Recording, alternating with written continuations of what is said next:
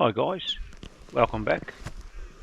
In this video we continue our look at some of the plants at Mount Buller.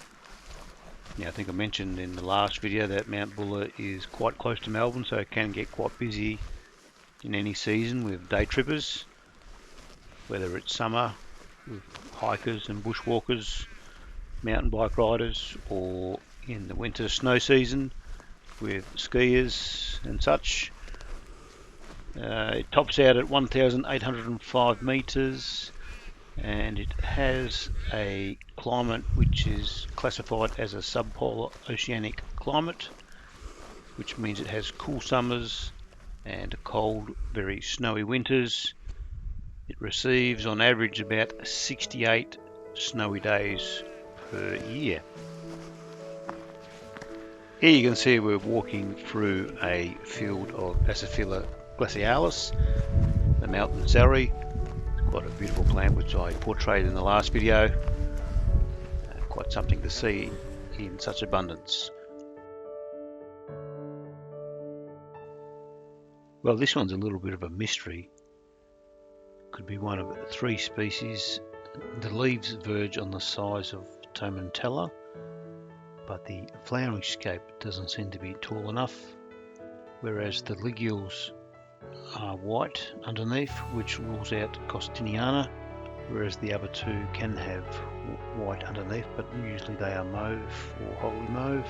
These things aside, it probably is a larger form of Paginoniformis, but whichever one it is a remarkably beautiful Salmisia.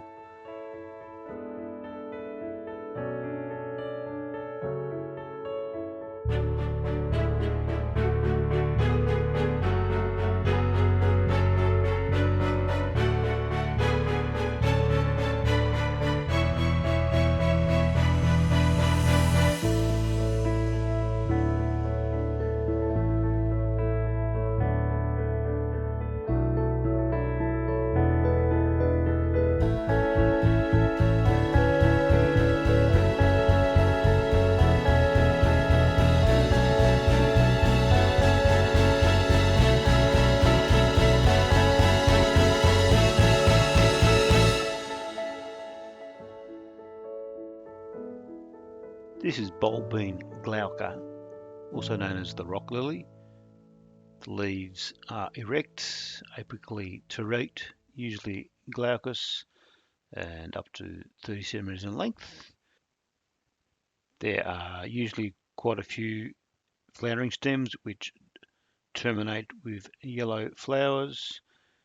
This plant can be seen mostly on rock and known across Victoria in a few sites, particularly in the eastern half of the state, from lowlands up into the Alpine areas. It can also be seen in New South Wales, the Australian Capital Territory and Tasmania.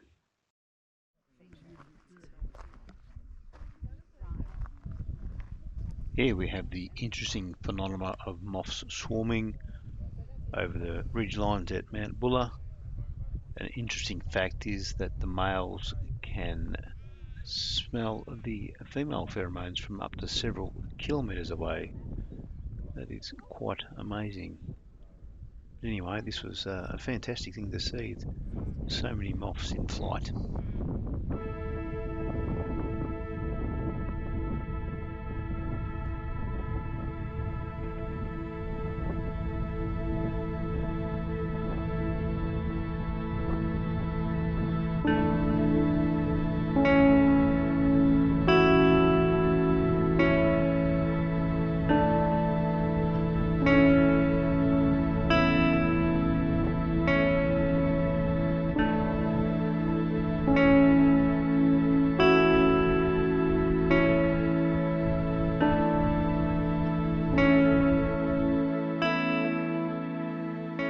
This is Scleranthus biflorus, also known as the twin flower Norwell.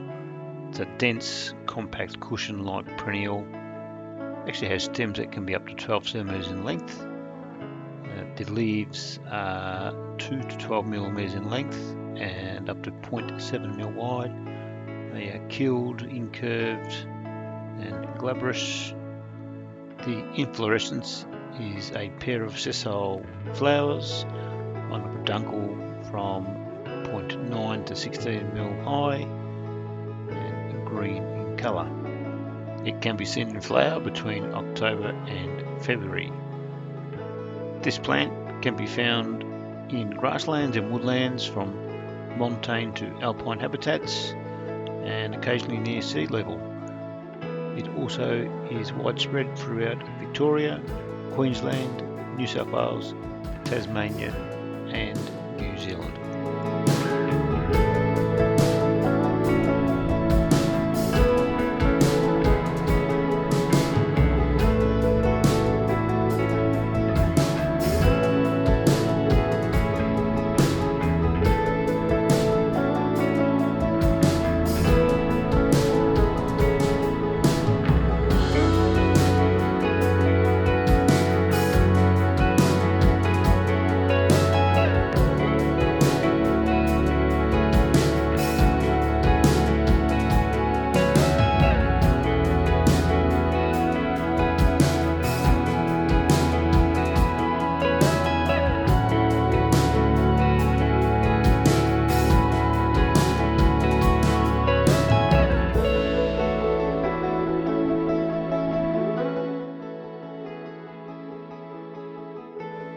Needing no introduction is the magnificent snow gum, also known as Eucalyptus passiflora subspecies Niphophila.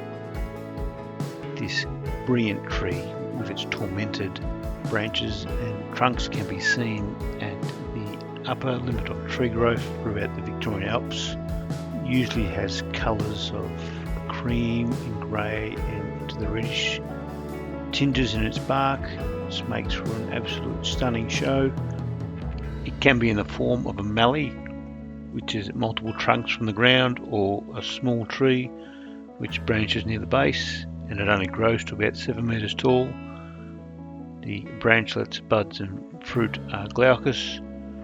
The juvenile leaves are up to 8 centimetres long, and the adult leaves get up to 10 centimetres long. It has white flowers and normally flowering between December and February. This tree is a delight to see in the Alpine environment with its never-ending forms and character.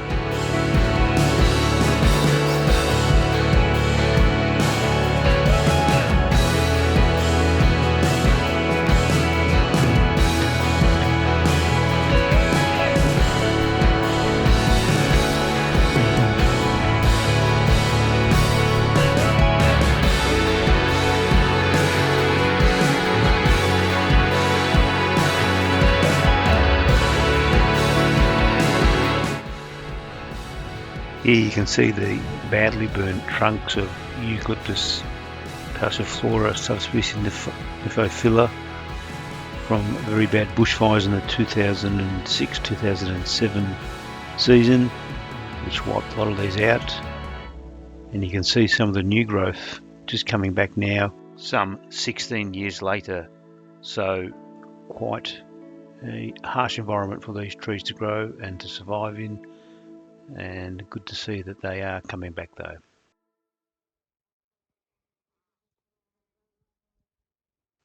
An outstanding sight to see was this huge patch of Salmisia puggianoniformis. This is the most common and widespread Salmisia in Victoria, which can be found in subalpine and alpine herb fields, heaths and sphagnum bogs. Also woodlands almost nearly throughout the snowfields in Victoria.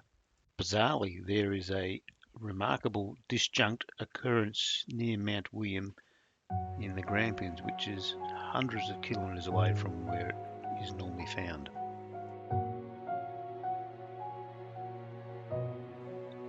The leaves are subulate to linear subulate, sometimes oblanceolate, 3 to 25 centimetres in length and 0.5 to 8 mm in width. The colour is olive green to grey green above and white woolly underneath from the thick hairs. The flowering scape is woolly and grows to about 40 centimeters in height. It terminates with a lovely flower head which has ligules which are white and 12 to 20 mil in length, and they are quite often mauve tipped underneath, or they can be completely mauve. This outstanding species can be seen flowering in the Victorian Alps between December and February. It can be a very variable species with different dimensions and is also very easily confused with Salmisia costiniana, with which it may sometimes grow with.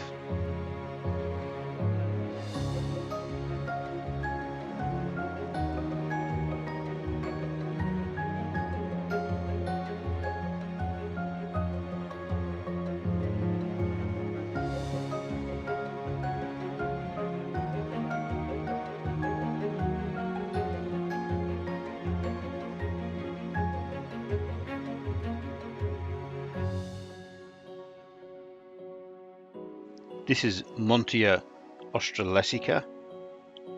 This plant is widespread across Victoria in cooler locations in terrestrial and aquatic situations. It's a dense, tufted, mat-forming species, only about 3 centimeters tall, can be more lax in aquatic habitats. The leaves are 1 to 4 centimeters long and 1 to 3 mil wide, and again longer in aquatic situations. They are bright green or glaucous and alternate in configuration. The flowers are quite a nice small white or pale pink sized flower, which can be seen flowering from October through to January. It is found in alpine situations on seepage areas or bare gravel or rocky ground, and it's also found in New South Wales, South Australia, Western Australia and Tasmania. It's quite an outstanding little plant, but with its huge range, this species would seem to need further investigation due to the huge variability seen amongst it.